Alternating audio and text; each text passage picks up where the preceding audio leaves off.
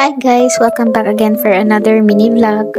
This is the time of the week na kailangan ko ngang mamalengke dahil wala nang laman yung ref namin.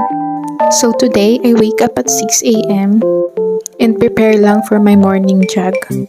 Nilipat ko nga ang schedule ng aking morning jog from night. Ngayon ay morning na to catch some vitamin D. Based nga sa research ko is that we have to take 10,000 steps a day for us to be healthier. And it takes me 1 hour to 1.5 hour to complete that steps. Bumili nga lang ako ng gulay for 160 pesos sa aking suking tindahan. Ito yung mga panrekado ko sa lulutuin kong pansit, tinolang manok, at ginisang ampalaya with egg. Bumili din ako ng worth 85 pesos